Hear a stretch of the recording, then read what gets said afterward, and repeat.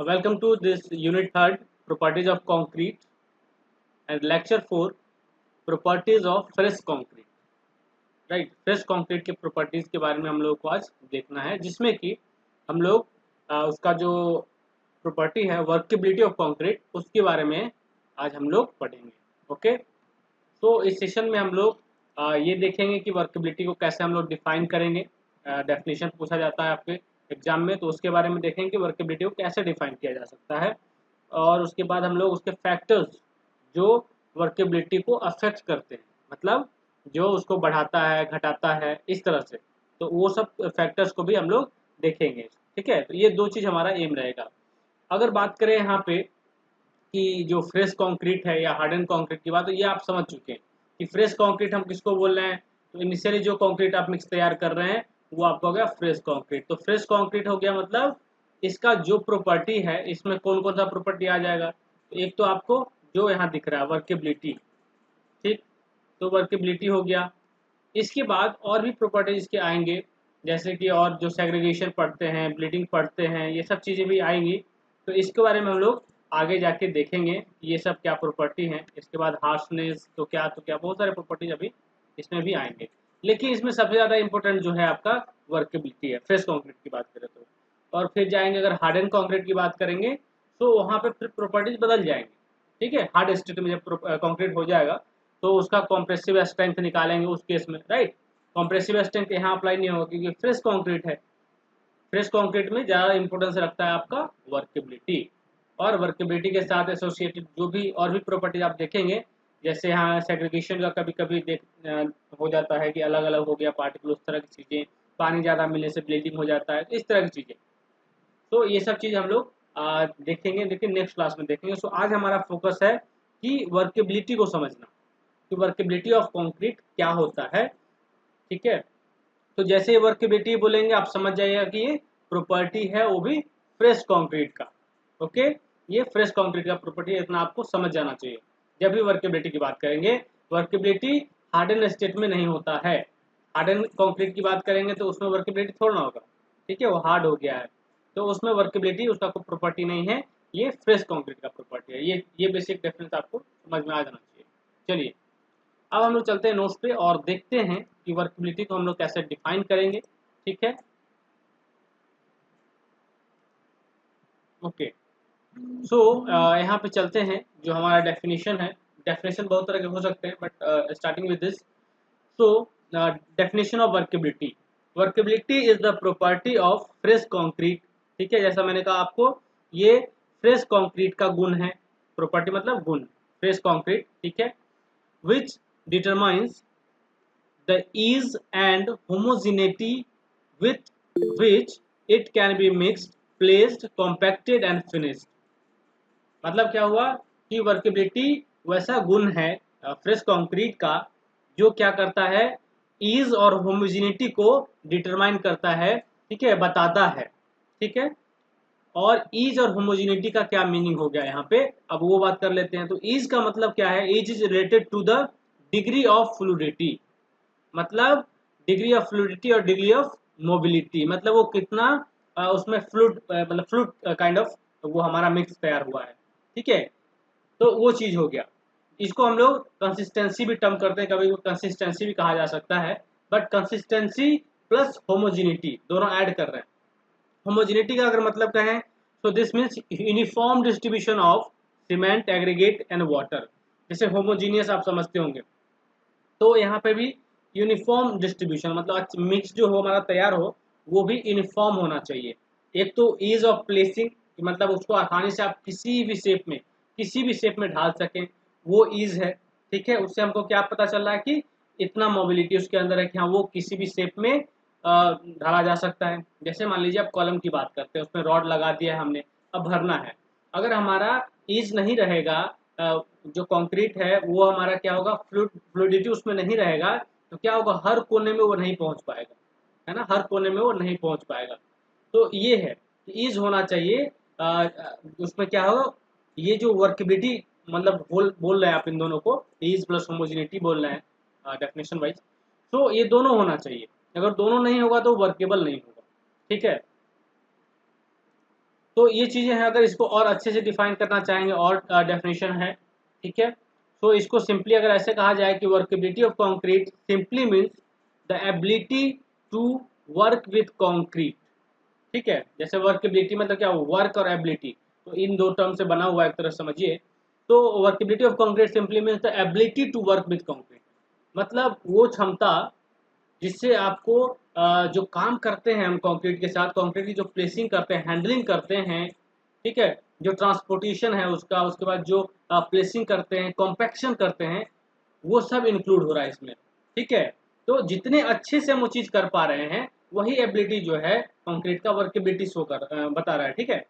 Fresh concrete is said to be workable if it can be easily transported, placed, compacted and finished. मतलब ये जो term आपको दिख रहा है कि easily transported, placed, compacted and finished, ये क्या टर्म शो कर रहा है? जो कंक्रीट ऑपरेशंस मैंने आपको बताए थे इनिशियली जो होता है, तो जो कंक्रीट ऑपरेशन है उसको आप कितने आसानी से कर लेते हैं, वही वर्केबिलिटी है। मतलब हमारा कोई भी कंक्रीट अगर वर्केबल कहा जा रहा है, उसका मतलब ये है कि हम उसको आसानी से किसी भी शेप में ढाल सकते हैं, अच्छे से कॉम्पैक्ट कर सकते हैं, ठीक है, और फिनिश कर सकते हैं विदाउट एनी सेग्रीगेशन। मतलब सेग्रीगेशन का मीनिंग यहाँ क्या है कि अलग अलग होना, जो होता है कि पार्टिकल अलग अलग हो गया, ग्रेट अलग हो गया, जो उसमें पानी अलग हो गया, ये सब चीज़ें अलग अलग नहीं होगा। उसके बाद the ease of placing, compacting and the finishing of concrete in desired manner is called workability. तो यही डेफिनेशन है। इसके अलावा एक डेफिनेशन और है, ठीक है, जो कि एक कोड के हिसाब से एक डेफिनेशन आता है, अगर मैं बताऊं आपको, तो उसमें क्या कहा गया है। जो कोड है मैं बताऊं आपको, एक कोड है IS 1199, ठीक है। इस कोड में क्या है कि टेस्टिंग वगैरह जो है उसका दिया हुआ वर्केबिलिटी का, इसके अलावा और भी चीज़ें दे रखी है। तो इस कोड के हिसाब से अगर वर्केबिलिटी की बात करें, तो इसका भी डेफिनेशन आप लिख सकते हैं। तो ये कहता है कि वर्केबिलिटी क्या है, द प्रॉपर्टी, क्या कहा कह रहा है हमारा कोड के हिसाब से, क्या है वर्केबिलिटी का डेफिनेशन। तो इसका डेफिनेशन है कि the property of concrete which determines the amount of useful internal work necessary to produce complete compaction. तो amount of useful internal work का मतलब क्या हुआ, इसका मतलब हम लोग क्या बोल रहे हैं, वही चीजें जो आप कहते हैं कि हाँ उसका हैंडलिंग, मतलब जैसे कंक्रीट को आपने मिक्स किया है ना, उसको प्लेस करना, उसको ट्रांसपोर्ट करना, प्लेसिंग, और लास्ट में जाकर हमको क्या अचीव करना है, एट लास्ट हमको कॉम्पैक्शन अचीव करना है, कि सबसे जो फुल कॉम्पैक्शन होता है वो अचीव करना है। जितने अच्छे से हम कॉम्पैक्ट करेंगे, हमारा जो कंक्रीट है उसका स्ट्रेंथ वैसे ही बढ़ेगा, ठीक है। तो कॉम्पैक्शन भी एक बड़ा फैक्टर है जब हम लोग स्ट्रेंथ की बात करेंगे, ठीक है। तो हमारा कंक्रीट इस काइंड का होना चाहिए, इस तरह का होना चाहिए कि जो ये अमाउंट आप बोल रहे हैं कि यूजफुल इंटरनल वर्क जो जरूरत पड़ेगा उसके लिए, वो जो है हमारा, जिसमें क्या होगा, कम अमाउंट लगे, उस तरह से समझ रहे हैं, कम अमाउंट लगेगा तो, और कॉम्पैक्शन ज़्यादा हो जाए इस तरह से, ठीक है। वर्केबल मिक्स ऐसा होगा जिसमें आपको कॉम्पैक्शन पूरा अचीव हो जाएगा, ठीक है। उस अमाउंट को ये दर्शाता है, एक तरह से कहा जा सकता है, उस तरह का गुण है। तो एक डेफिनेशन ये भी हो सकता है, ठीक है, कि ये जो वर्केबिलिटी है, ये जो amount of useful internal work जो हमारे लिए नीडेड है फॉर कंप्लीट कॉम्पैक्शन, उसको बता सकता है। तो ये चीज़ें हैं, डेफिनेशन अलग अलग हो सकते हैं, आपका भी अपना डेफिनेशन हो सकता है, ठीक है। तो ये चीज़ें हैं, इसको और भी तरीके से आप लोग डिफाइन कर सकते हैं, बुक में देखिएगा और इसको लिख सकते हैं। तो अगर हम लोग ओवरऑल बात करें, तो कंक्रीट जो वर्केबिलिटी है, वो उससे हमारा मीनिंग ये है कि जो कंक्रीट के ऑपरेशंस हैं वो हम लोग अच्छे से अचीव कर पाएँ, और हमारा जो कॉम्पैक्शन है वो एकदम मतलब मैक्सिमम कॉम्पैक्शन हम अचीव कर लें, इस तरह का हम कंक्रीट मिक्स तैयार करें, ठीक है। इस तरह का हम उसमें वर्केबिलिटी दें, ठीक है। एक इस तरह से हम लोगों को पानी मिलाना पड़ेगा, उस तरह का हमारा मिक्स होना चाहिए। चलिए, जैसे एक फिगर में यहाँ पे देखिएगा, अगर इस फिगर में दो तरह के वर्केबिलिटी का यहाँ कंक्रीट दिख रहा होगा। एक आपको इस तरह के कंक्रीट मिक्स दिख रहा होगा, एक ये दिख रहा है। तो मुझे बताइए कि दोनों में ज़्यादा वर्केबल कौन सा लग रहा है आपको? वर्केबिलिटी के हिसाब से बोलिए कि किसका वर्केबिलिटी ज़्यादा है? 2 नंबर का। 2 नंबर का वर्केबिलिटी ज़्यादा आपको लग रहा है। 2 नंबर का वर्केबिलिटी ज़्यादा क्यों लग रहा है? वाटर का रेशियो ज़्यादा है इसमें से। वाटर का रेशियो ज़्यादा है, ठीक है। तो ये जो है डायरेक्टली हम लोग को ये नहीं कहना चाहिए कि वाटर का ज़्यादा है, सीमेंट का ज़्यादा है। ये आप अभी नहीं कह सकते ना कि डायरेक्टली कि वाटर का ज़्यादा है, ये नहीं कहना चाहिए। तो हम लोग जो मिक्स तैयार किए हैं, अब उसमें उस पे डिपेंड करता है, हमारा मिक्स प्रोपोर्शन पे भी डिपेंड करेगा। तो जो वर्केबिलिटी है उसका फैक्टर बहुत सारा है जो उसको प्रभावित करेगा। तो बहुत सारे फैक्टर्स हैं, मिक्स प्रोपोर्शन तो एक हो गया, ठीक है। उसके अलावा भी बहुत सारे फैक्टर्स आएंगे। वाटर कंटेंट, जैसे आपने कहा कि वाटर, तो वाटर भी आएगा, वाटर सीमेंट रेशियो हो गया, ठीक है। उसके अलावा ग्रेडिंग ऑफ कंक्रीट आएगा, साइज ऑफ एग्रीगेट आएगा।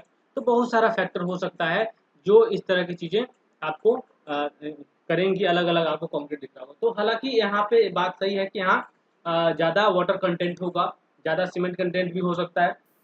तो इन दिस केस जो आपका ये जो दिख रहा है, जो फर्स्ट वाला मिक्स, ये थोड़ा स्किप है, समझ गए। मान लीजिए इस तरह का ये कोन यूज किया गया है, आगे चल के पढ़ेंगे, ये एक टेस्ट है, ठीक है, जो स्लम्प टेस्ट हो बन जाएगा आगे चल के। इस तरह का क्यूब हम लोग इससे इस मॉडल से तैयार करते हैं, कंक्रीट से भरते हैं और इसको सिंपली उठाते हैं, और जैसे ही इसको लिफ्ट करते हैं तो इसका शेप जो है देखते हैं कि कितना घटा। अब मान लीजिए इतना इसका हाइट होना चाहिए था, लेकिन इतना हाइट इसमें कम रहा है, और इसकी बात करेंगे तो इसमें इतना ज़्यादा हाइट घट रहा है। इसका मतलब क्या है? ये ज़्यादा वर्केबल है, मतलब इसमें मोबिलिटी ज़्यादा है, डिग्री ऑफ फ्लूइडिटी इसमें ज़्यादा है ना। इसको हम ज़्यादा आसानी से क्या कर सकते हैं, किसी भी शेप में कास्ट कर सकते हैं। कहीं भी प्लेसिंग जो है, जो इसका कॉम्पैक्शन है, हम इसको अचीव कर सकते हैं, आराम से कर सकते हैं, है ना। इसका कॉम्पैक्शन हम लोग हाथ से नहीं कर पाएंगे, इनमें हमको वाइब्रेशन चाहिए, है कि नहीं।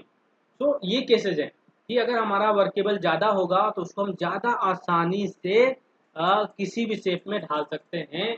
लेकिन अगर वो वर्केबल ज़्यादा नहीं है, लेस वर्केबल है, लो वर्केबिलिटी का अगर हमारा कंक्रीट है, तो इन दिस केस इसको कॉम्पैक्ट करना मुश्किल हो जाएगा।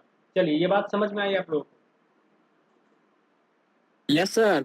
Yes sir. ओके, सो एक आदमी को मुझे अब इस फिगर को समझाइए आप लोग।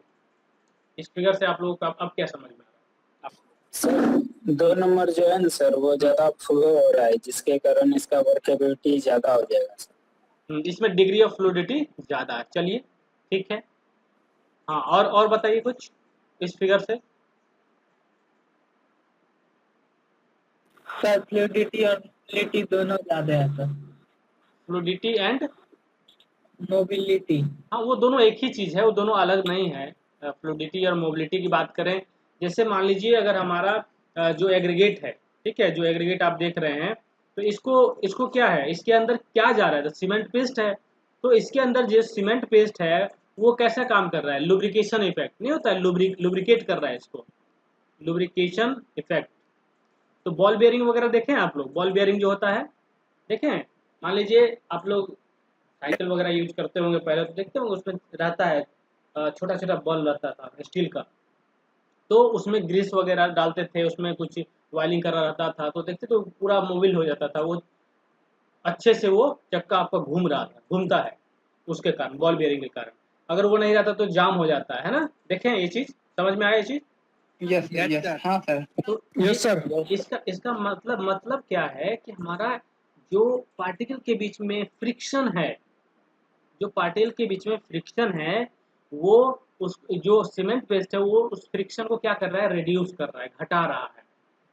तो जैसे ही पानी और जो वो सीमेंट है, वाटर सीमेंट की हम बात करते हैं, तो अगर हम पानी इंक्रीज कर देंगे, पानी मान लीजिए पानी ही डाल देंगे, सीमेंट छोड़िए, तो आप पानी बढ़ा दिए, तो भी हमारा सीमेंट वर्केबल हो जाएगा। ये बात हम लोग पिछली बार भी कर रहे थे, लास्ट क्लास में भी कर रहे थे, कि वाटर कंटेंट को अगर हम बढ़ा देते हैं, वाटर हम ज़्यादा ऐड कर देते हैं कंक्रीट को मिक्सिंग करते समय, तो वो भी वर्केबल हो जाएगा। लुब्रिकेशन जो होगा, लुब्रिकेशन इफेक्ट जो बोल रहे हैं, वहाँ पे भी आ जाएगा, और उसके कारण वो ज़्यादा वर्केबल बन जाएगा, ज़्यादा मोबिल बन जाए, मोबिलिटी उसमें ज़्यादा आ जाएगी, ठीक है। वो उसको कास्ट करना या कहीं भी वो चला जाएगा, ठीक है। लेकिन दिक्कत क्या आएगा कि ज़्यादा पानी मिला देने के बाद हमारा जो वाटर कंटेंट ज़्यादा हो गया, एंड उसके कारण जो वाइड्स है, जो स्ट्रेंथ है, वो सब आने लगेंगे, और हमारा कंक्रीट का स्ट्रेंथ घट जाएगा। ये भी बात हम लोग कल कर रहे थे।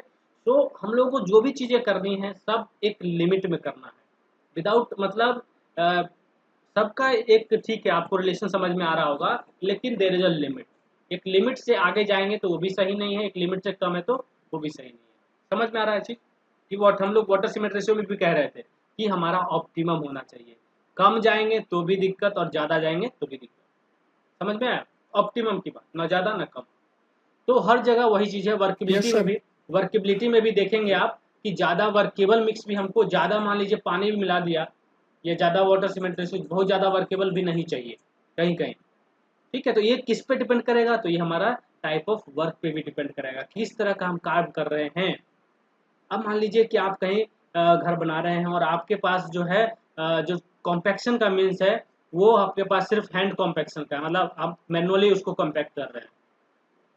तो हैंड कॉम्पैक्शन के केस में आपको किस तरह का मिक्स चाहिए, बताइए किस तरह का मिक्स आपको चाहिए? 2 नंबर का। बोलिए। दोनों 2 नंबर वाला। 2 नंबर वाला, हाँ चलिए, मतलब हाई वर्केबिलिटी चाहिए, मतलब हाई वर्केबिलिटी चाहिए आपको, हाई वर्केबिलिटी चाहिए,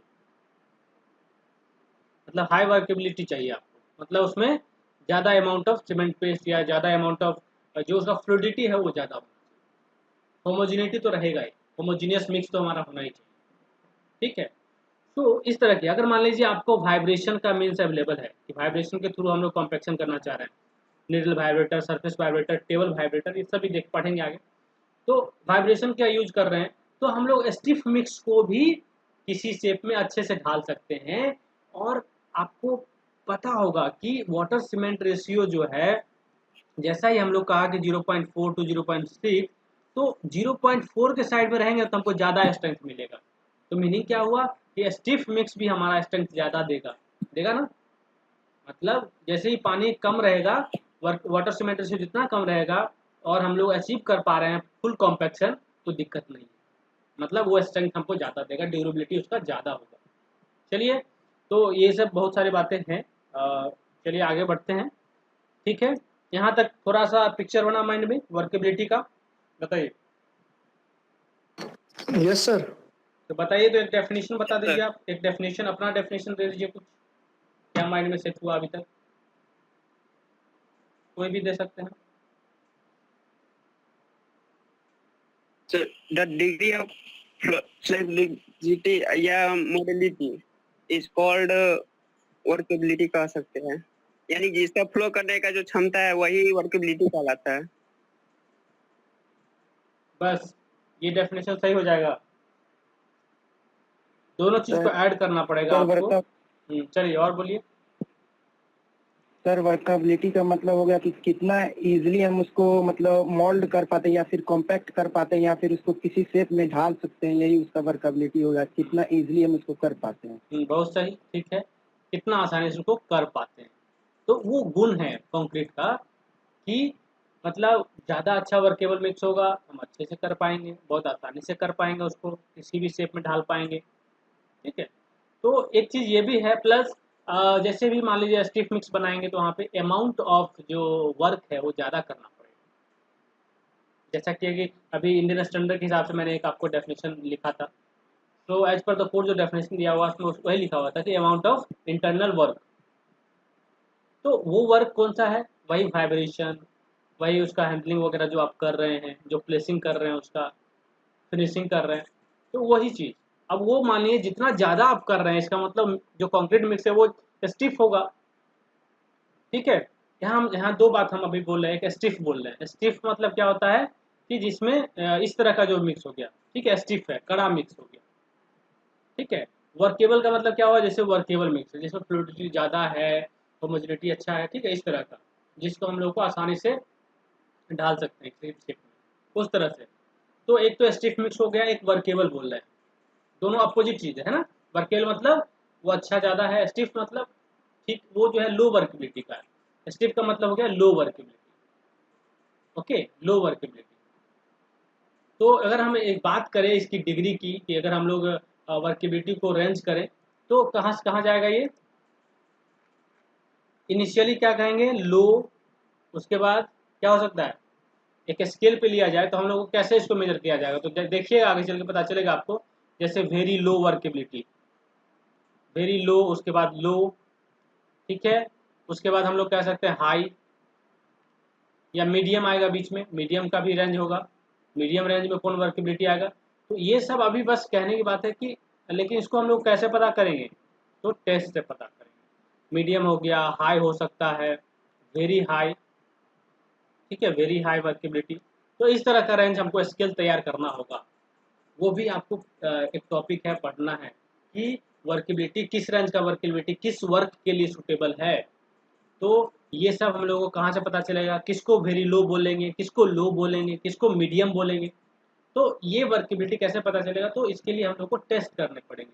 तो टेस्ट फॉर वर्केबिलिटी जो है 4-5 तरह के टेस्ट हैं जो आपको पढ़ने हैं, वो हम लोग पढ़ेंगे, तब आपको पता चल जाएगा कि इसका क्या रेंज होना चाहिए। एक मैथमेटिकल फार्मूला और एक मैथमेटिकल इक्वेशंस, वो सब सारी चीज़ें दिखेंगी, जो भी उसका वैल्यूज़ है वो सब आपको दिखेगा, और उसके बेसिस पे भी आप कह सकते हैं। चलिए अब आते हैं, एक और लाइन यहाँ लिखी है कि workability of concrete is directly proportional to water cement ratio, ठीक है। तो वर्केबिलिटी का एक ही फैक्टर तो यही हो गया कि वर्केबिलिटी जो है वो डायरेक्टली प्रोपोर्शनल है वाटर सीमेंट रेशियो, लेकिन हम लोग ये बोलने से पहले एज्यूम कर लेते हैं कि बाकी फैक्टर्स को हम लोग कांस्टेंट कर दिए, है ना, क्योंकि बहुत सारा फैक्टर है, एक फैक्टर तो नहीं है कंक्रीट में। हम लोग को बस लगता है कि आसान है, लेकिन कंक्रीट में बहुत सारे फैक्टर। चलिए, तो वर्केबिलिटी जो होगा वाटर सीमेंट रेशियो के डायरेक्टली प्रोपोर्शनल है, और जब स्ट्रेंथ की बात करेंगे तो स्ट्रेंथ वाटर सीमेंट रेशियो के इनवर्सली प्रोपोर्शनल है। ये भी हम लोग कल बात कर रहे थे, जैसा कि लॉ था जो अब्राहम्स लॉ की बात हम लोग कर रहे थे। तो अकॉर्डिंग टू दैट जो है फुल कॉम्पैक्शन अचीव कर लेते हैं, तो ये रिलेशन बनता था स्ट्रेंथ का, कि strength is inversely proportional to water cement ratio. तो वर्केबिलिटी जो है, जैसे ही वाटर इंक्रीज होगा, ठीक है, हमारा वर्केबिलिटी बढ़ेगा। मतलब W/C रेशियो जो हम लोग चर्चा कर रहे थे 0.4 से 0.6, तो इस केस में जैसे जैसे हम लोग 0.4 से लेके आगे बढ़ेंगे, समझिए आपका वर्केबिलिटी घट जाएगा, सॉरी वर्केबिलिटी बढ़ जाएगा, है ना। इसकी ओर बढ़ेंगे तो वर्केबिलिटी क्या हो जाएगा, बढ़ेगा। मतलब जैसे जैसे वाटर सीमेंट रेशियो बढ़ेगा तो वर्केबिलिटी भी इधर बढ़ेगा। लेकिन इस रेंज में कम आइएगा, इसमें आइएगा, मान लीजिए 0.4 बोलेंगे तो वहाँ वर्केबिलिटी कम हो जाएगा थोड़ा सा, ठीक है। 0.6 पे जाएंगे तो बहुत ज़्यादा अच्छा होगा। लेकिन स्ट्रेंथ पे इन्वर्सली है कि 0.4 पे हमको ज़्यादा स्ट्रेंथ मिलेगा और इधर जाएंगे तो कम स्ट्रेंथ मिलेगा। तो ये चीज़ें, चलिए, workability of concrete varies widely depending upon the types of work. सबसे इम्पोर्टेंट चीज़, वर्केबिलिटी जो है हमारा, जो किस तरह का काम है, टाइप ऑफ वर्क, उस पर भी डिपेंड करेगा, ठीक है। रोड बनाने के लिए कुछ और वर्केबिलिटी चाहिए, घर बनाने के लिए कोई और वर्केबिलिटी चाहिए, डैम बनाने के लिए कुछ और चाहिए, है ना। तो हर तरह के जितने भी तरह के टाइप्स ऑफ वर्क आप देख रहे हैं, सबके लिए वर्केबिलिटी का रिक्वायरमेंट भी हमारा चेंज करता है। उसके अलावा साइज ऑफ सेक्शन, साइज पे भी डिपेंड करता है कि किस तरह का वर्केबिलिटी चाहिए। एक्सटेंट ऑफ स्टील रेनफोर्समेंट, है ना। स्टील, जब हम आरसीसी की बात करते हैं, आरसीसी वगैरह छत जो ढाल रहे हैं आप, जो छत ढालते हैं उसकी बात करें, और जो फाउंडेशन यूज कर रहे हैं कंक्रीट, उसकी बात करें, दोनों का वर्केबिलिटी अलग अलग चाहिए, दोनों का वर्केबिलिटी का रिक्वायरमेंट अलग है, ठीक है। तो ये जो वर्केबिलिटी का डेफिनेशन पढ़ रहे हैं आप, इससे ज़्यादा इंपॉर्टेंट अब क्या जानना है कि किस काम में किस तरह का वर्केबिलिटी चाहिए, आपको ये जानना जरूरी है। समझ में आया ये चीज, है ना। उसके बाद एक और फैक्टर है, वो है मोड ऑफ कॉम्पैक्शन।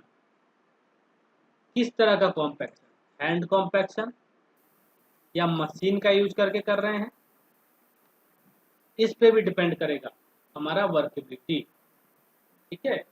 मतलब मशीन से कॉम्पैक्शन कर रहे हैं तो हमारा लो वर्केबिलिटी काम कर जाएगा, चल जाएगा। हैंड से कर रहे हैं तो वहाँ पे लो वर्केबिलिटी नहीं चलेगा, हाई वर्केबिलिटी चाहिए। That means every job requires a particular workability, ठीक है। इसीलिए हम ये नहीं कह सकते, हमारे पास कोई ऐसा डेटा नहीं है कि हम डायरेक्टली कह सकते हैं कि हाँ इस रेंज में होगा हमारा वर्केबिलिटी, ये होगा तो अच्छा है, ये होगा तो बुरा है, हम बोल ही नहीं पाएंगे। कोई फिक्स्ड ऐसा हमारे पास डेटा भी नहीं। समझ में आ रहा है ये चीज़, बताइए। Yes sir. Work yes sir. मतलब वर्केबिलिटी का कोई डेटा नहीं, जैसे वाटर सीमेंट रेशियो का आपको एक डेटा मिल भी गया कि ये डेटा है कि हाँ इस तरह से इस तरह जाएंगे तो आपको सही स्ट्रेंथ मिलेगा, चलिए।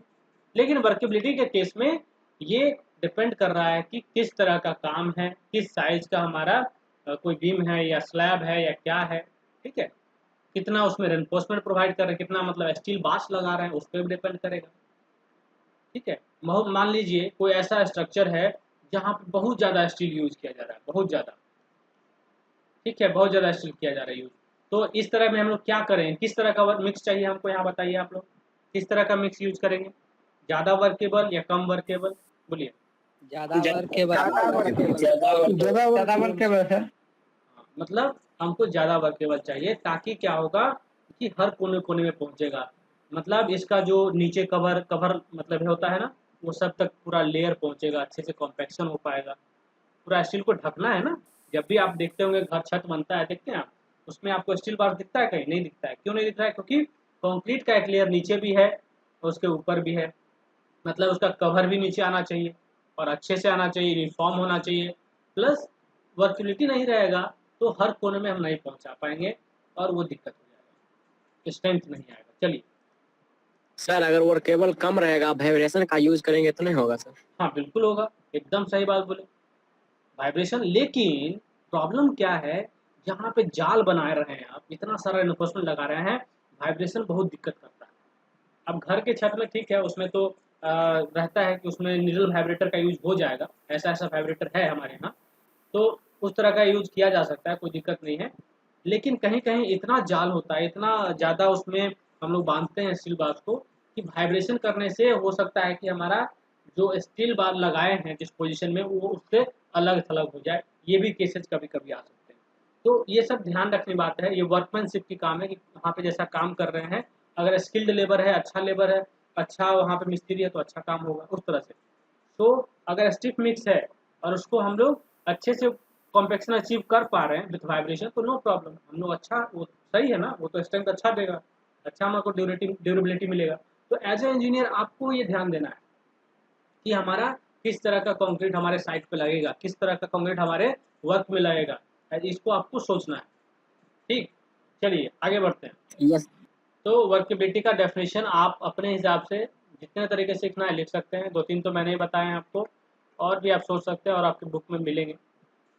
ओके, अब हमारा जो इम्पोर्टेंट एक और आपका क्वेश्चन बनता है, वर्केबिलिटी देखिए हर जगह पूछा जाता है, ठीक है। तो ये तो इनिशियली मैंने डेफिनेशन बताया है, तो उसके बाद आता है कि फैक्टर्स जो हैं, factors affecting workability of concrete, मतलब वैसे कौन से फैक्टर्स हैं जो कि वर्केबिलिटी को प्रभावित करते हैं। अफेक्टिंग मतलब अच्छे तरीके से भी हो सकता है, बुरे तरीके से, दोनों दोनों सेंस में हो सकता है, पॉजिटिव और निगेटिव। तो अब हम लोग देखते हैं कौन कौन से फैक्टर्स हैं।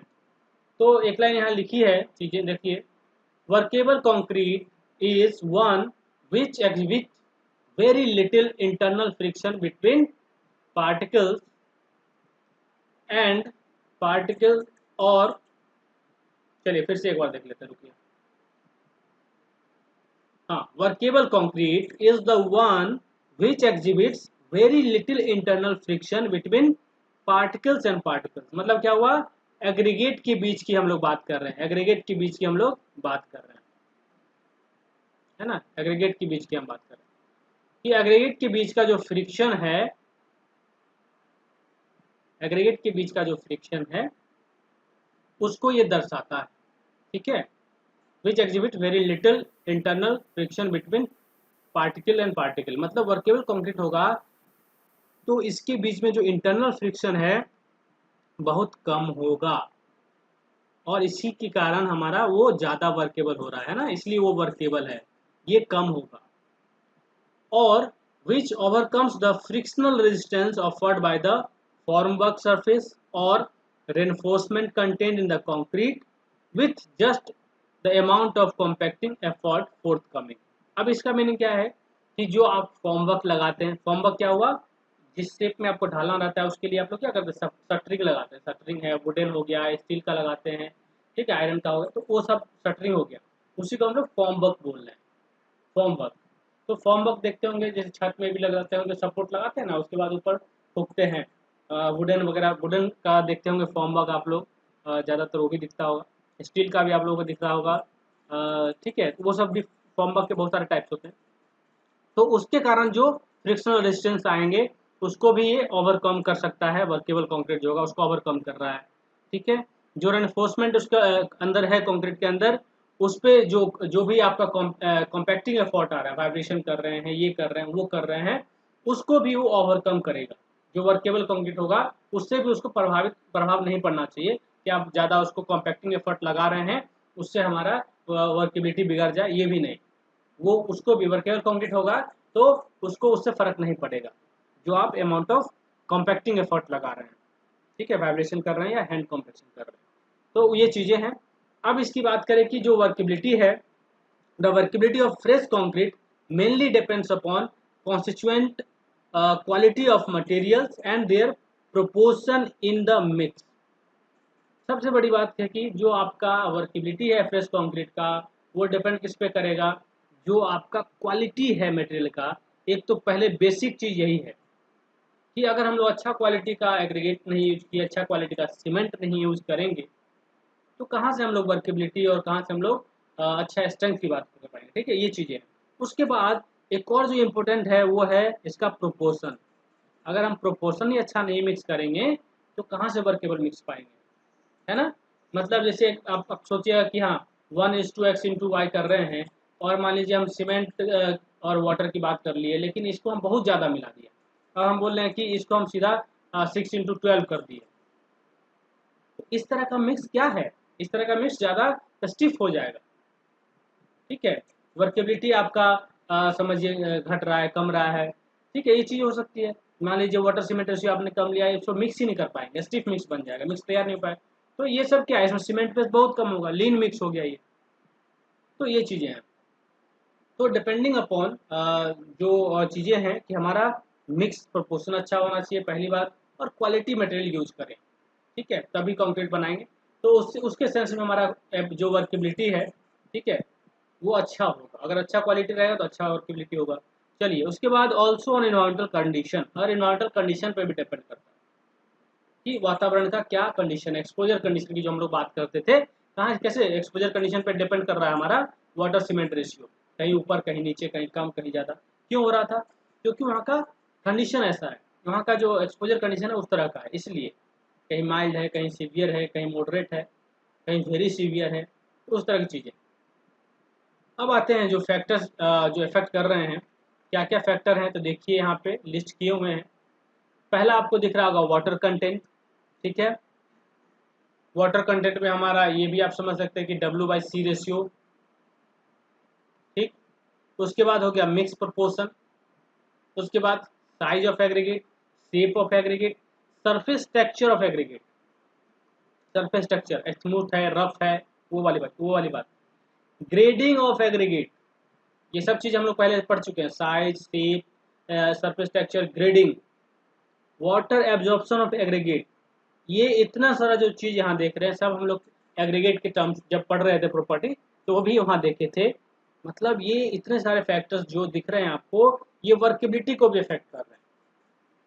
Size of aggregate, shape of aggregate, surface texture, grading, water absorption, ये सब चीज़ें। उसके बाद उसके अलावा जो है इन्वायरमेंटल कंडीशन, किस तरह का टेम्परेचर है, किस तरह का वहाँ पे विंड है, रिलेटिव ह्यूमिडिटी कितना है। ठीक है, ये सब चीज़ें। उसके बाद जो अगला दिख रहा होगा वो आपको दिख रहा है यूज ऑफ एडमिक्चर्स। एडमिक्चर का यूज करेंगे तो भी वर्केबिलिटी बहुत इन्फ्लुएंस होगा ना। अब मान लीजिए कहीं कहीं एडमिक्चर जो होते हैं ना बहुत तरह के होते हैं। अब कुछ एडमिक्चर ऐसे होते हैं जो वर्केबिलिटी बढ़ाने के लिए यूज होता है, कुछ ऐसा होता है जो स्ट्रेंथ बढ़ाने के लिए यूज किया जाता है, सेटिंग बढ़ाने के लिए यूज किया जाता है, हार्डनिंग बढ़ाने के लिए यूज किया जाता है। तो जो भी तरह जिस तरह के भी एडमिक्चर यूज करेंगे हम लोग कंक्रीट बनाने में, उसका असर हमारा वर्केबिलिटी पे भी पड़ेगा। ठीक है, तो ये चीज़ें हैं। कहीं कहीं हम लोग प्लास्टिसाइजर यूज करते हैं, सुपर प्लास्टिसाइजर यूज करते हैं। ये सब किस तरह का एडमिक्चर है, तो कहीं वाटर रिड्यूसिंग एडमिक्चर, ये सब की वाटर को रिड्यूस करेगा, जो वाटर कंटेंट को कम करेगा। तो इस कारण से हमारा जो वर्केबिलिटी है वो भी इफेक्ट होगा, वो भी जो है इसके हिसाब से वेरी करेगा। तो एडमिक्चर में हम लोग एक चैप्टर आएगा जिसमें एडमिक्चर के बारे में पढ़ना है, वहाँ पे ये चीज़ें हम लोग देखेंगे। उसके बाद influence of cement and other mineral admixture. ठीक है, अगर मान लीजिए सीमेंट, और सीमेंट में क्या होता है, ब्लेंडेड सीमेंट का यूज कर रहे हैं, तो उसमें भी हम लोग क्या करते हैं, कहीं आपने देखा कि पीपीसी की हम बात करते हैं, जिसमें फ्लाइस बेस्ड पीपीसी है, जीबीएफएस हो गया, कोई और तरह के मिनरल एडमिक्सचर मिला रहे हैं, तो इन दैट केस हमारा वर्केबिलिटी वहाँ भी थोड़ा बहुत इन्फ्लुएंस होगा। ठीक है, तो ये चीज़ें हैं। चलिए अभी देखते हैं वन बाय वन इन चीज़ों को।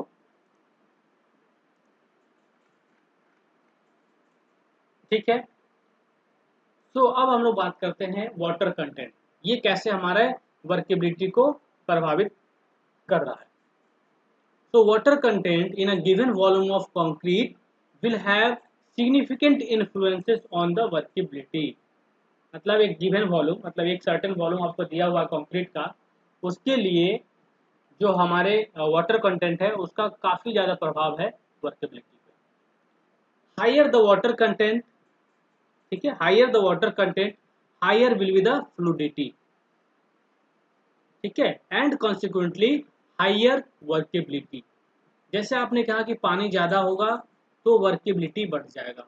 ठीक है, फ्लूडिटी उसका बढ़ेगा, वो ज़्यादा वर्केबल बन जाएगा, हायर वाटर कंटेंट होगा तो। ठीक है, but it should be noted that from the desirability point of view, मतलब जिस डिजायरेबिलिटी मतलब क्या हो, जो चाह रहे हैं आप, जो टारगेट कर रहे हैं चीज़ों को, जो स्ट्रेंथ, जो वर्केबिलिटी आपको चाहिए, उसके हिसाब से increase in water content, increase in water content is the last recourse. मतलब ये लास्ट ऑप्शन समझिए। ठीक है, इसको लास्ट ऑप्शन समझा जाए, to be taken for improving the workability. तो एक बात आपको यहाँ ये समझ में आ रहा हो कि जैसे हम लोग वाटर कंटेंट को बढ़ाएंगे तो हमारा जो कंक्रीट मिक्स है वो वर्केबल तो हो जाएगा, लेकिन ऐसा करना जो है हमारे लिए लास्ट ऑप्शन होना चाहिए। मतलब उसके अलावा जो है, अगर आप वाइब्रेशन अच्छे से कर रहे हैं, अच्छे से कॉम्पैक्ट कर रहे हैं, और लो वाटर कंटेंट पे ही या कंक्रीट मिक्स को तैयार कर रहे हैं और कंक्रीट को ढाल रहे हैं, अच्छे से कॉम्पैक्टफुली कर रहे हैं, तो अच्छी बात हो, उससे आपको स्ट्रेंथ अच्छा मिल जाए। लेकिन मान लीजिए कहीं कहीं ऐसा है कि वर्केबिलिटी बढ़ाने के लिए आपको पानी ऐड करना ही पड़े, ठीक है, तो वर्केबिलिटी बढ़ाने के लिए इसका यूज किया जा सकता है, राइट, कि हम लोग पानी का जो कंटेंट है वो थोड़ा सा इंक्रीज कर देंगे तो वर्केबिलिटी बढ़ जाएगा। लेकिन हम सिर्फ पानी का कंटेंट बढ़ाएंगे तो क्या होगा, स्ट्रेंथ घट जाएगा। सिर्फ अगर पानी का कंटेंट बढ़ाएंगे, हम लोगों को पानी के साथ साथ सीमेंट का भी कंटेंट फिर बढ़ाना पड़ेगा। More water content can be added provided a correspondingly higher quantity of cement is also added to keep water cement ratio constant so that strength remains same। वही बात है कि अगर पानी ज़्यादा ऐड कर रहे हैं, इसका मतलब आपको सीमेंट का क्वांटिटी भी ज़्यादा ऐड करना पड़ेगा उसी के प्रोपोर्शनल में, ताकि हमारा वाटर सीमेंट रेशियो जो इस कंक्रीट के लिए हमने डिजाइन किया है या जो ले रहे हैं वो कांस्टेंट रहे, ये चेंज ना करे। अगर ये कांस्टेंट रहेगा तो हमारा स्ट्रेंथ में दिक्कत नहीं आएगा। मीनिंग क्या हुआ कि अगर हम पानी बढ़ा रहे हैं वर्केबिलिटी बढ़ाने के लिए, तो सीमेंट भी उसी प्रोपोर्शन में बढ़ाएं।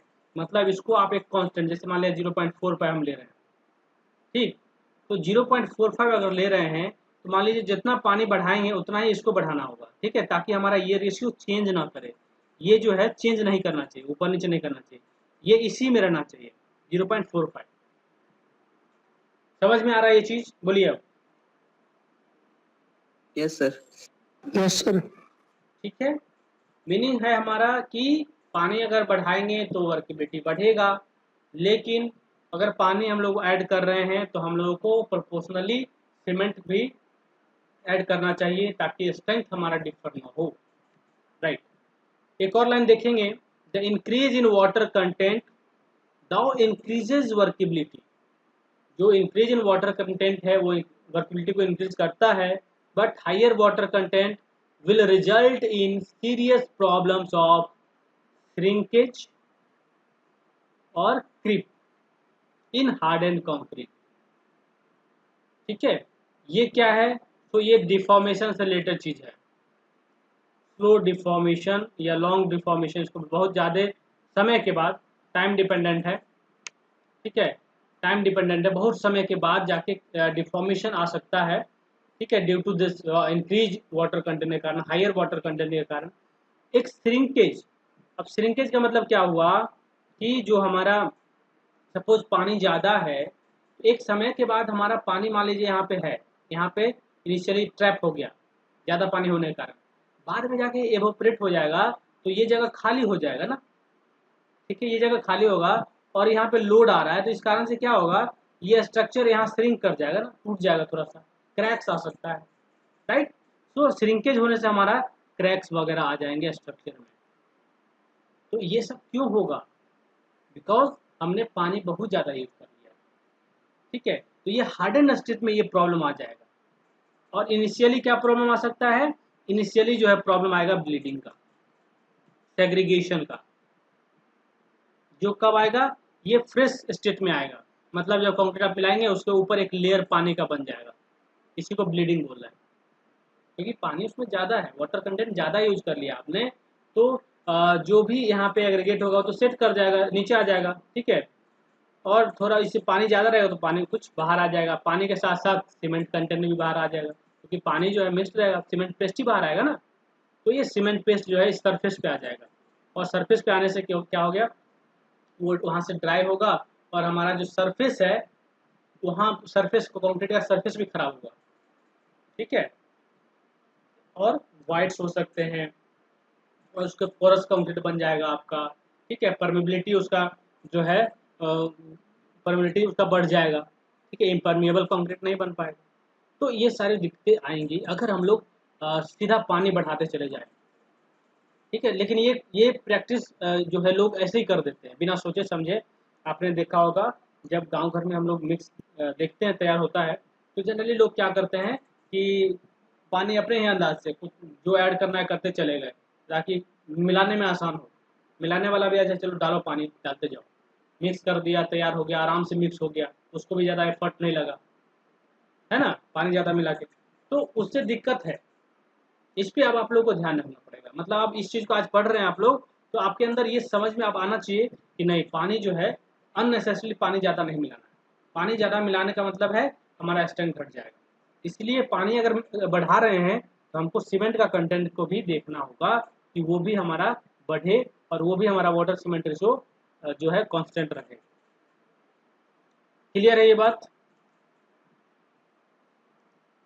Yes yes sir. तो यस सर। तो बताइए, आप लोग आवाज़ उठाएंगे कि नहीं जब पानी को ज़्यादा मिलाएगा? सर उसको बोलेंगे कि यस सर, बोलेंगे। Yes sir. ओके, तो अब हम लोग मिक्स प्रोपोर्शन की अगर हम बात करें तो मिक्स प्रोपोर्शन में क्या है, एक तो सीमेंट हो गया और बाकी जो भी दो चीज़ हम लिख रहे हैं ये एग्रीगेट ही तो है। इसको हम फाइन एग्रीगेट, इसको हम कोर्स एग्रीगेट, और ये cement, fine aggregate, coarse aggregate, यही तो है प्रोपोर्शन। सो जो एग्रीगेट टू सीमेंट रेशियो है, जो एग्रीगेट टू सीमेंट रेशियो है, ठीक है, एग्रीगेट और सीमेंट का ratio is an important factor influencing workability. The higher the aggregate cement ratio, the leaner is the concrete. अब leaner का मतलब क्या हुआ? लीन का मतलब क्या हुआ? जिसमें कि सीमेंट पेस्ट बहुत कम होगा। सीमेंट पेस्ट जो है क्या होगा? कम होगा। समझ रहे हैं? लीनर मिक्स मतलब किसको बोलेंगे? लीन मिक्स किसको बोलेंगे? जिसमें सीमेंट पेस्ट कम होता है, ठीक। तो अगर हम आपको बोलें 1:4:8, 1:3:8, सॉरी 6 कर देते हैं, चलिए 1:2:4, तो बताइए इसमें लीनर मिक्स कौन सा है? वो है 1:4:8 वाला। ये है लीनर मिक्स। क्यों लीनर है? क्योंकि इसमें सीमेंट कंटेंट कम है, सीमेंट पेस्ट कम रहेगा, राइट। तो जैसे जैसे आगे बढ़ेंगे तो हमारा मिक्स जो है लीन नहीं रह के वो रिच होता जाएगा, उसमें सीमेंट पेस्ट बढ़ता जाएगा, ठीक है। और एक बात अगर ध्यान दीजिएगा तो इसमें जो एग्रीगेट सीमेंट का रेशियो है वो क्या है? ज़्यादा है। तो अगर हम बात करेंगे जो ऊपर जो मिक्स लिखे हुए हैं, तो इसमें क्या है? एग्रीगेट और सीमेंट का रेशियो देखिए ज़्यादा है, इन सब का रेशियो देखिएगा तो ये 1 है, ये 4 है और 8 है, देख रहे हैं ज़्यादा है। इधर देखिए तो कम है। तो जैसे जैसे ऊपर जा रहे हैं आपको लीनर मिक्स मिलेगा। ये लीनर है, लीन मिक्स, इसको बोलते हैं लीन, जिसमें कम सीमेंट पेस्ट होता है। और एक और जो है जिसको बोल रहे हैं रिच कंक्रीट मिक्स।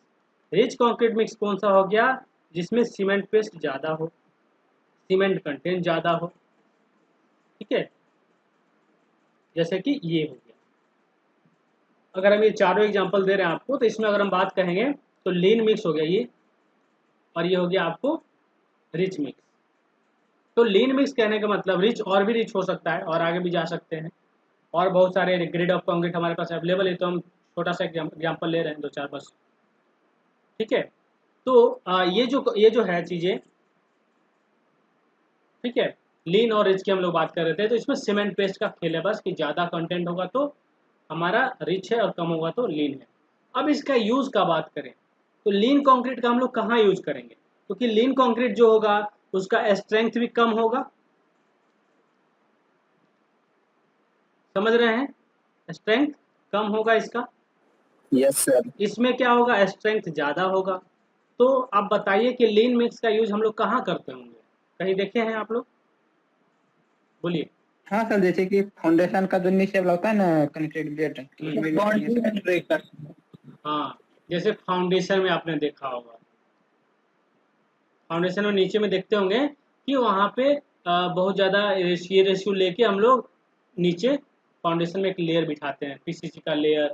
तो ये सब क्या है, डिपेंड करता है कि किस तरह का वर्क है, ठीक है। अलग अलग मतलब कुछ ऐसा काम होते हैं जहाँ पे लीन मिक्स का भी यूज होता है, लेकिन कुछ ऐसे काम है जहाँ हमको ज़्यादा स्ट्रेंथ चाहिए, वहाँ रिच मिक्स का जरूरत होगा, ठीक है, ये चीज़ है। चलिए, तो डिपेंडिंग अपॉन हमारा जो एग्रीगेट सीमेंट रेशियो है, तो एग्रीगेट सीमेंट रेशियो है, लीन और रिच की तो बात हम लोग कर लिए। अब इसका इफेक्ट देखते हैं कि वर्केबिलिटी पे क्या इफेक्ट पड़ेगा, है ना।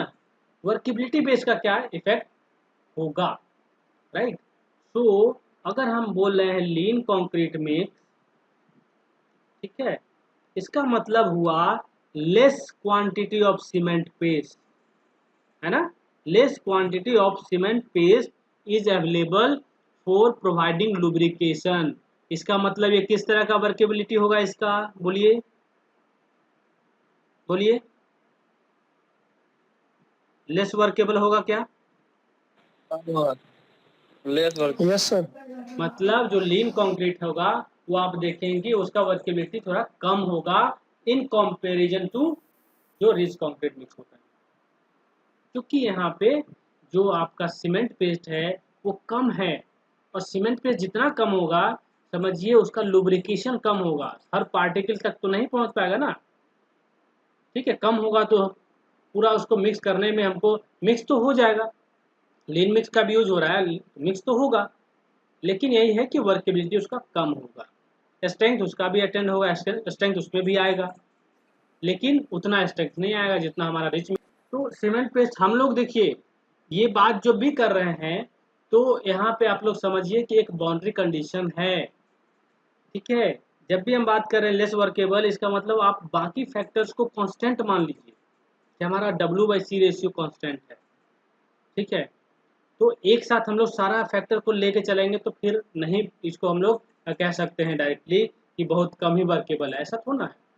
ऐसा वर्केबिलिटी है, इसको भी हम लोग कॉम्पैक्ट कर सकते हैं, लेस वर्केबल का भी ज़्यादा यूज होता है जहाँ पे ज़रूरत है, ठीक है। तो इस तरह की चीज़ें हैं।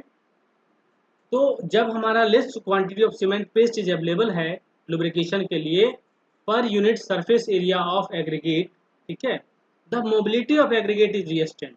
मतलब मोबिलिटी ऑफ स्ट्रेंथ जो एग्रीगेट है वो क्या होगा, उसमें रुकावटें पैदा आएगी, ठीक है, वो ज़्यादा अच्छा नहीं हो पाएगा, इसीलिए उसका वर्केबिलिटी घट गया लीन मिक्स के केस में। लेकिन अगर हम बात करें जब रिच मिक्स की बात करेंगे तो रिच मिक्स में क्या होगा, lower aggregate to cement ratio है, इसमें तो हायर एग्रीगेट सीमेंट रेशियो होगा जो लीन मिक्स होगा, इसमें क्या होगा, lower aggregate to cement ratio होगा, और इसमें ज़्यादा पेस्ट होगा, सीमेंट पेस्ट में ज़्यादा क्वांटिटी में होगा, और इससे हमारा लुब्रिकेशन इफेक्ट जो है ये ज़्यादा होगा, इससे हमारा लुब्रिकेशन ज़्यादा होगा, और लुब्रिकेशन ज़्यादा होने से हमारा वर्केबिलिटी ज़्यादा बेटर होगा।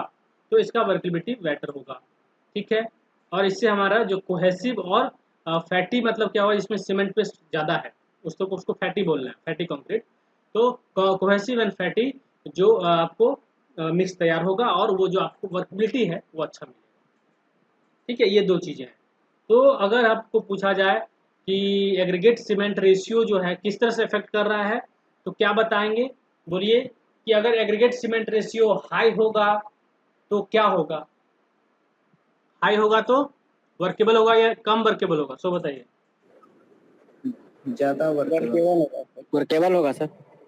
हम बोल रहे हैं कि अगर aggregate to cement ratio increase करेगा तो वर्केबिलिटी क्या होगा, बोलिए। कम होगा सर।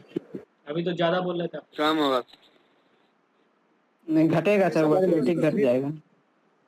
तो वर्केबिलिटी जो होगा घट जाएगा। क्यों घट जाएगा, क्योंकि इसमें एग्रीगेट बहुत ज़्यादा है, सीमेंट पेस्ट कम जाएगा, और सीमेंट पेस्ट कमेगा तो वर्केबिलिटी घटेगा। तो ये इन्वर्सली आपको एक रिलेशन बन गया। लेकिन एक बात आपको यहाँ ध्यान रखना है कि अदर जो भी फैक्टर्स हैं उसको हम लोग क्या कह रहे हैं, उसको एज्यूम करके चल रहे हैं कि वो या तो फुल्ली कॉम्पैक्टेड हो गया है, या एज्यूम करके चल रहे हैं कि कांस्टेंट रख रहे हैं, ठीक है। सारे फैक्टर्स को एक साथ लेके आप ये रिलेशन नहीं बना पाएंगे। चलिए अब हम लोग आगे बढ़ते हैं, एक दो चीज़ें और देख लेते हैं। So concrete mix with more cement paste result in better lubrication of aggregate by reducing inter particle friction. मतलब जो पार्टिकल के बीच का जो फ्रिक्शन है इसको घटाने से जो घटाता है हमारा सीमेंट पेस्ट, इस कारण इसी को बोले लुब्रिकेशन इफेक्ट, और इस कारण से हमारा वर्केबिलिटी अच्छा होता है। The better requirement of proper workability is that there is a sufficient cement paste to lubricate the aggregate particle as well as to fill the voids in aggregate। तो better requirement क्या हमारे workability का है, जो proper workability है उसमें क्या आ गया कि सीमेंट पेस्ट इतना हो उसमें कि हमारा जो एग्रीगेट है उसको लुब्रिकेट करे, ठीक है, ताकि उसमें फ्लूइडिटी आए, मोबिलिटी आए। साथ ही साथ जो एग्रीगेट में वॉइड्स होते हैं उसको भी सीमेंट पेस्ट भरे, फिल करे, ठीक है। इस तरह का हमको रिक्वायर है वर्केबिलिटी। समझ में आया ये चीज, ठीक है। Yes sir. ओके अब चलते हैं हम लोग आगे, नेक्स्ट फैक्टर पे चलते हैं। अब बात करते हैं साइज ऑफ एग्रीगेट का क्या प्रभाव पड़ेगा हमारे वर्केबिलिटी पे। तो देखिए, the bigger the size of aggregate the less is the surface area, ठीक है। जितना ज़्यादा बड़ा पार्टिकल होगा उसका सरफेस एरिया उतना क्या होगा, कम होगा। तो जितना फाइन होगा उसका सरफेस एरिया बहुत ज़्यादा होगा, समझे, उसका सरफेस एरिया बहुत ज़्यादा होगा। जैसे सीमेंट है, सीमेंट का सरफेस एरिया ज़्यादा है सैंड से या कम है, सो बताइए। सीमेंट का सरफेस एरिया ज़्यादा है ना, ज़्यादा। मतलब अगर उसको सरफेस एरिया का यूनिट क्या होता है, जैसे हम लोग बोल सकते हैं, बोलिए मीटर स्क्वायर पर केजी, बोलिए, ठीक है, मीटर स्क्वायर पर केजी, ये सरफेस एरिया का यूनिट है। इसका मीटर स्क्वायर पर केजी। हाँ, इसका मीनिंग क्या हुआ कि 1 केजी हमारा जो भी पार्टिकल है उसको हम लोग कितने एरिया में, कितने मीटर स्क्वायर में फैला सकते हैं, एक तरह से ऐसा समझिए आप सिंपली। तो जितना फाइन होगा उसका सरफेस एरिया उतना ज़्यादा होगा। इसीलिए अगर पार्टिकल जो भी साइज ऑफ एग्रीगेट है बिगर होगा, ज़्यादा होगा, ठीक है, तो उसका सरफेस एरिया कम होगा। और जब सरफेस एरिया कम होगा, hence less amount of water is required for wetting the surface। तो उस सरफेस को भिगाने के लिए, उस सरफेस तक पहुंचने के लिए हमको कम पानी चाहिए। लेस सरफेस एरिया मतलब लेस वाटर रिक्वायरमेंट, समझ में आया। And less paste is required for lubricating the surface to reduce internal friction. लेकिन यहाँ पे एक बात और यहाँ ऐड करना होगा कि ये हम लोग किसके लिए बात कर रहे हैं, ठीक है। तो ये सर्टेन लिमिट की हम बात कर रहे हैं, विद इन लिमिट की, एक बाउंड्री कंडीशन की हम लोग बात कर रहे हैं। एक रेंज में for a given quantity of water and paste bigger size of aggregate will give higher workability. The above will be true within certain limits only. मतलब ऐसा नहीं कि इसको हम लोग डायरेक्टली इतना बिगर पार्टिकल उतना हमको वर्केबिलिटी है, इसका मतलब बहुत बड़ा बड़ा पार्टिकल यूज कर ले, तो बड़ा बड़ा पार्टिकल यूज कर लेने से हमारा स्ट्रेंथ नहीं आएगा बहुत ज़्यादा, समझ रहे हैं। तो ये क्या है कि बाकी जो भी फैक्टर्स हैं उसको भी ध्यान देना है। तो एज्यूमिंग ऑल की हमारा सब ठीक है, हम सिर्फ और सिर्फ साइज ऑफ एग्रीगेट और वर्केबिलिटी का रिलेशन ढूंढ रहे हैं, बाकी सारे फैक्टर्स को हम लोग सेम रख रहे हैं। तो इन दैट केस कि हमारा जो बिगर साइज पार्टिकल होगा, बिगर एग्रीगेट अगर होगा तो लेस सरफेस एरिया होगा और उसको लेस सीमेंट पेस्ट चाहिए, ठीक है, और लेस सीमेंट पेस्ट चाहिए, और उसके कारण हमारा क्या होगा, जो वर्केबिलिटी है उसका वो ज़्यादा हो गया, ठीक है। So for a given quantity water and cement paste bigger size particle will have higher workability. चलिए एक और चीज़ अब देखते हैं नीचे, for the same volume of aggregate in concrete, the use of larger size coarse aggregate and rounded aggregates give better workability because of reducing the total specific surface area.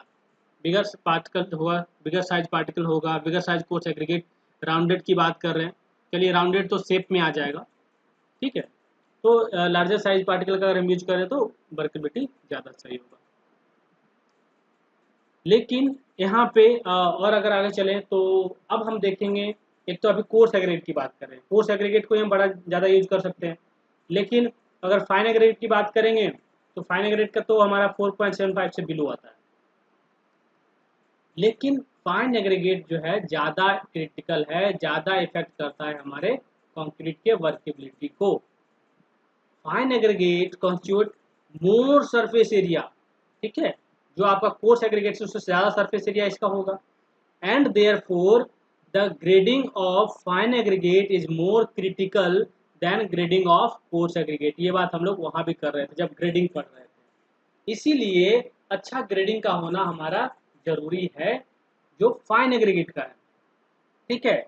तो ये चीज़ें हैं, the ratio of fine aggregate to coarse aggregate shall be optimized in the mix properly.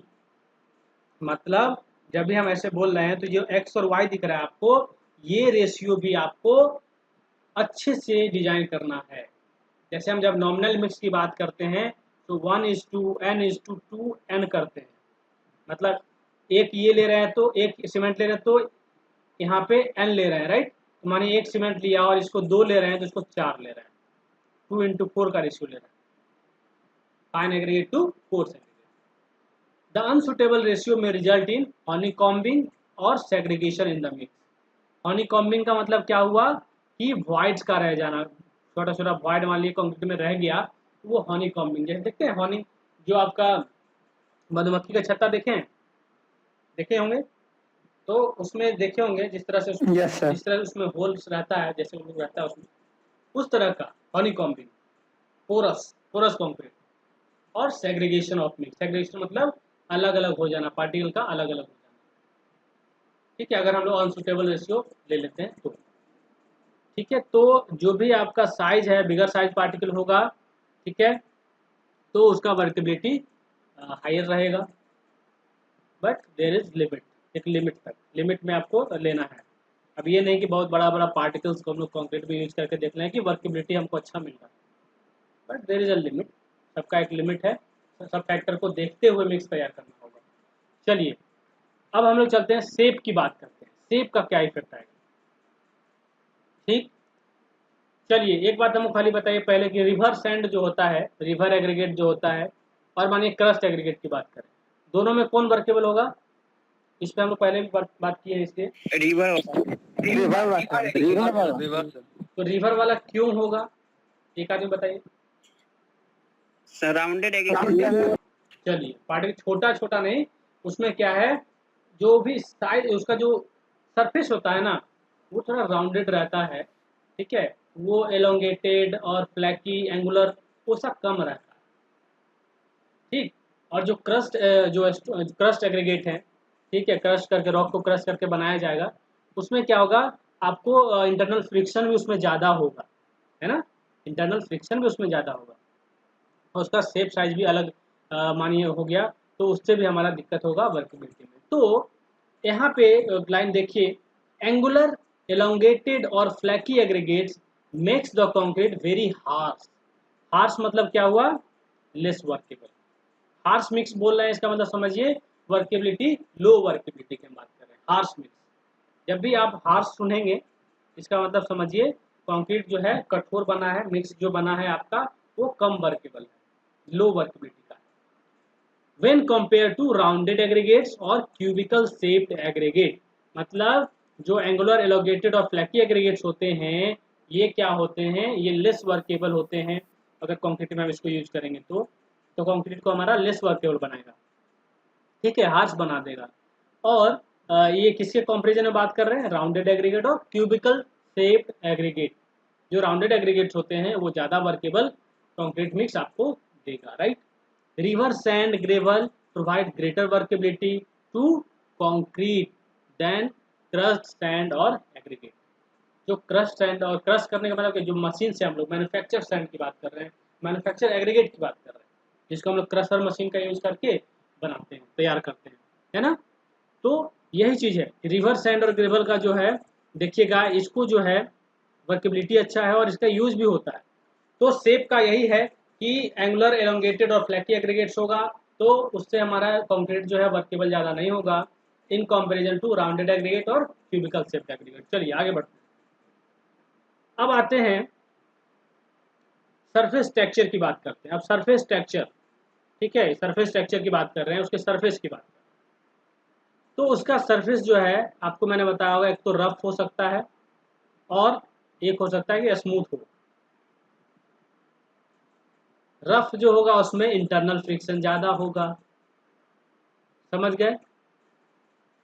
और जैसे ही आपको मैंने बोला कि इंटरनल फ्रिक्शन पार्टिकल के बीच ज़्यादा होगा, इसका मतलब रफ पार्टिकल में वर्केबिलिटी कैसा होगा, बोलिए, कम होगा कम होगा सर, लो वर्केबिलिटी, कम होगा सर। ठीक है, ये लो वर्केबिलिटी आपको देगा, यस सर। है ना। चलिए, और स्मूथ होगा तो अच्छा वर्केबिलिटी देगा क्योंकि उसके बीच का जो फ्रिक्शन है वो कम हो जाएगा, ठीक है। तो the total surface area of rough texture particle is more than surface area of smooth rounded particle of same volume. और जो सरफेस एरिया होता है रफ पार्टिकल का वो ज़्यादा होगा in comparison to smooth particle. Hence rough texture aggregates will show poor workability and a smooth texture aggregate will give better workability। चलिए, तो ये बात है, ये दो लाइन आप लिख सकते हैं। क्लियर है, ये चीज हम लोग पहले भी डिस्कस कर चुके थे कि राउंडेड पार्टिकल, स्मूथ पार्टिकल, वो सब क्या होता है, यस। अच्छा वर्केबिलिटी देगा कंक्रीट में, ठीक है। अब हम लोग आते हैं लास्ट में, ये दो चीजें देख लेते हैं और ग्रेडिंग ऑफ एग्रीगेट की बात करें। तो किस तरह का ग्रेडिंग हमको चाहिए, तो देखिए, a well graded aggregate is the one which has list amount of voids in a given volume.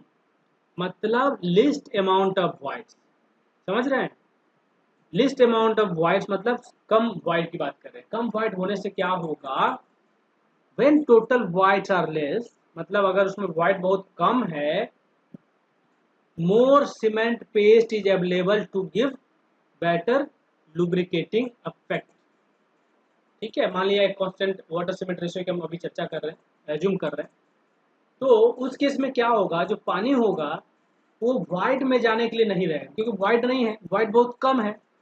और वाइड बहुत कम है इसका मतलब वाइड कम होगा तो सीमेंट पेस्ट जो होगा उसका काम कहाँ होगा, लुब्रिकेशन करने में, उसका मोबिलिटी बढ़ाने में, फ्लूडिटी बढ़ाने में, मतलब उसका वर्केबिलिटी बढ़ाने में। समझ लीजिए कि ये वेल ग्रेडेड एग्रीगेट अगर है उसका वर्केबिलिटी अच्छा होगा, उसका वर्केबिलिटी मतलब कंक्रीट में जो है यूज किया जाए तो कंक्रीट का वर्केबिलिटी अच्छा होगा, ये कहना चाहिए, है ना, कि अगर हम वेल ग्रेडेड एग्रीगेट का यूज करते हैं तो हमारे कंक्रीट का वर्केबिलिटी अच्छा होगा। So the better the grading the less is the void content and higher the workability for a given volume of concrete, ठीक है। एक दिए हुए वॉल्यूम के लिए अगर हमारा ग्रेडिंग जो है अच्छा होगा तो वाइट कंटेंट कम होगा और वर्केबिलिटी ज़्यादा अच्छा होगा। तो ये बात आपको समझ में आ गई होगी कि वेल ग्रेडिंग का मतलब हुआ कि हर साइज का पार्टिकल इसके अंदर है। ठीक है, हर साइज का पार्टिकल इसके अंदर है, छोटा से छोटा छोटा, बड़ा से बड़ा बड़ा पार्टिकल जिस रेंज में चाहिए आपको। ग्रेडिंग तो मैंने बताई है अलग अलग, है ना, समझ गए। हर शेप साइज का हर साइज का पार्टिकल उसके अंदर है, हर साइज। ये होता है वेल ग्रेडेड। और वेल ग्रेडेड के अपोजिट अगर जाएंगे तो बोलेंगे पुअर ग्रेडेड, पुअरली ग्रेडेड अगर बोला जाए तो पुअरली ग्रेडेड में क्या होगा कि सिंगल साइज पार्टिकल ज़्यादा होगा एंड इन दैट केस हमारा वर्केबिलिटी कम होगा। क्लियर है यहाँ तक? Yes sir. चलिए यस सर।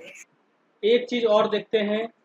तो एक और यहाँ देखिए फैक्टर है हमारे पास, water absorption by aggregate. The water absorption by aggregate reduces availability of water for the cement paste and affect workability of concrete adversely। और जो वर्केबिलिटी ऑफ कंक्रीट है उसको बहुत ज़्यादा इफेक्ट करेगा अगर हमारा वाटर एब्जॉर्प्शन एग्रीगेट का ज़्यादा है। ठीक है, वाटर एब्जॉर्प्शन ज़्यादा है तो उससे क्या हो जाएगा कि वाटर जो सीमेंट पेस्ट में सीमेंट के हाइड्रेशन के लिए आया है उसको ये एब्जॉर्ब कर लेगा। ठीक है, और एब्जॉर्ब कर लेगा तो समझिए पानी का कंटेंट घट जाएगा ना, है ना, क्योंकि पानी जो है, यस सर। वाटर जो है आपको वाटर सीमेंट रेशियो से देखिएगा, ये तो हमको सीमेंट के हाइड्रेशन के लिए चाहिए, बाकी बाइंड करने के लिए चाहिए, लेकिन जो वाटर है उसको एब्जॉर्ब कर लेगा। तो सर्टेन परसेंट ऑफ वाटर ये एब्जॉर्ब कर लिया अगर एग्रीगेट, तो इन दैट केस हमारा जो हाइड्रेशन के लिए या जो यहाँ वर्केबिलिटी के लिए चाहिए था वो घट जाएगा। ठीक, तो द वाटर एब्जॉर्प्शन जो मानिए ज़्यादा होगा अगर, तो वहाँ पे वर्केबिलिटी भी अफेक्ट होगा, वर्केबिलिटी पुअर हो जाएगा उस केस में। उस केस में आपको फिर और पानी मिलाना पड़ सकता है और वाटर ऐड करना पड़ सकता है। तो उसके लिए क्या करना होगा, ये क्या एक तरह का चैलेंज है आपके लिए कि इसको हम कैसे मिटिगेट करें, कैसे इसको बराबर करें। So the water absorption of the aggregate shall be determined first. सबसे पहले हम लोग वाटर एब्जॉर्प्शन निकाल लेंगे एग्रीगेट का सबसे पहले, ठीक है, and shall be taken into consideration while calculating water requirement of the mix। ठीक है, मतलब कितना पानी मिलाना है उसमें उतना परसेंट पानी। ठीक है, मान लीजिए 2% पानी हमको एग्रीगेट का एब्जॉर्प्शन में लग रहा है तो 2% वाटर हम एक्स्ट्रा मिलाएंगे। ठीक है, वाटर सीमेंट रेशियो के अलावा, in addition to water cement ratio जो आपको लेना है उसके अलावा 2% ज़्यादा पानी मिलाया ताकि हमारा ये भी रह गया और ये काम भी हो गया। वाटर एब्जॉर्प्शन अगर हो जा रहा है एग्रीगेट से इन दैट केस तो ये भी कर सकते। समझ में आया ये चीज? बोलिए। Yes sir. Yes sir. ठीक है, इसके अलावा जो चीजें हैं कि यूज ऑफ एडमिक्सचर की बात करें तो एडमिक्सचर वगैरह का भी यूज करेंगे तो उससे भी इफेक्ट होगा। जैसा मैंने बताया था आपको, अलग अलग एडमिक्सचर होते हैं, वाटर रिड्यूसिंग एडमिक्सचर होते हैं, एक्सेलरेटर होते हैं जो सेटिंग टाइम हार्डनिंग को बढ़ाते हैं। ठीक है, और भी तरह के प्रॉपर्टी इन्हांसर होते हैं, एयर इंट्रेनमेंट होता है, ठीक है, जिससे फ्लूइडिटी वर्केबिलिटी बढ़ता है। तो इस तरह के बहुत सारे एडमिक्सचर है, उसका यूज करेंगे तो भी वर्केबिलिटी हमारा अलग अलग हो सकता है, डिफर करेगा। उसके अलावा एडमिक्सचर की हम बात करें, दो तरह का एडमिक्सचर यूज करते हैं। तो केमिकल एडमिक्सचर की बात करेंगे हम लोग, तो केमिकल एडमिक्सचर ऐड करने से भी तो इफेक्ट होगा। उसके बाद मिनरल एडमिक्सचर, मिनरल अगर एडमिक्सचर की हम लोग बात करेंगे तो इससे भी हमारा क्या होगा, आपका वर्केबिलिटी इफेक्ट होगा। जैसे फ्लाई एश वगैरह ऐड कर देंगे तो GBFS वगैरह ऐड करेंगे तो उससे क्या होगा, जो हमारा सीमेंट का कंटेंट है उसको वो रिप्लेस करता है ना। याद है PPC में क्या करते थे, सीमेंट को फ्लाई एश से रिप्लेस कर रहे हैं, थोड़ा सा परसेंटेज का रिप्लेस कर दे रहे हैं, तो वो चीज़ें हैं। ठीक है, और उस केस में क्या हो जाता है, जब आप फ्लाई एश वगैरह यूज किए तो वर्केबिलिटी थोड़ा बढ़ता है। क्यों बढ़ता है, क्योंकि वहाँ सीमेंट नहीं है तो सीमेंट को पानी तो कम चाहिए, फ्लाई एश तो पानी चाहिए नहीं उसको, है ना, तो वो जो पानी है वो लुब्रिकेशन में यूज हो जाता है, उससे वर्केबिलिटी बढ़ जाता है। तो इस तरह के फैक्टर्स हो गए। उसके बाद इन्वायरमेंटल अगर बात करेंगे तो इन्वायरमेंट में जो टेम्परेचर है, जो वहाँ पे ह्यूमिडिटी है, उन सब का भी इफेक्ट हमारे वर्केबिलिटी पे पड़ेगा। ठीक है, ज़्यादा टेम्परेचर होगा तो समझिए वहाँ पे वाटर का इवेपोरेशन और वो भी केसेस हो सकते हैं। ज़्यादा हॉट इन्वायरमेंट कर रहे हैं तो वहाँ पानी आपको थोड़ा सा एक्स्ट्रा लेना पड़ेगा कि हाँ ज़्यादा वहाँ क्या हो रहा है, इवेपोरेशन हो रहा है, उतना पानी हम मिला रहे हैं उतना पानी हमको सीमेंट कंक्रीट में नहीं रह रहा, तो वो भी केसेस हो सकते हैं। तो ये सब चीज़ें हैं राइट। और इसके बारे में आप लोग जब भी क्वेश्चन आए, मानिए 6 नंबर का क्वेश्चन भी आता है, right, define workability and right the factors affecting the workability, इस तरह का 6 नंबर का क्वेश्चन आ गया, तो आपको इसी तरीके से पूरा लिखना है। बस इसको अगर आप समझ गए, इसको छोटा छोटा आप नोट बना लीजिएगा कि इसका रिलेशन जो है वाटर कंटेंट के साथ कैसा है, ठीक है, साइज ऑफ एग्रीगेट के साथ कैसा है, शेप ऑफ एग्रीगेट के साथ कैसा है, ग्रेडिंग के साथ कैसा है, ठीक है, वाटर एब्जॉर्प्शन के साथ कैसा है, और ये सब चीज़ों के साथ लिस्ट कर लीजिए कि एग्रीगेट और सीमेंट रेशियो के साथ कैसा है। तो ये लिस्ट कर लीजिए, छोटा सा टेबल बना के आप लोग लिख लीजिए कहीं पे, कहीं ये इंक्रीज कर रहा है तो ये हमारा डिक्रीज हो रहा है, ये इंक्रीज कर रहा है तो ये ऐसे हो रहा है, तो वो चीज़ आप कर सकते हैं। और इस तरह से याद कर लीजिए इस चीज़ों को और समझ लीजिए, सबसे बड़ी बात समझ में आना चाहिए। तो इतना ही हो गया इस क्लास में, और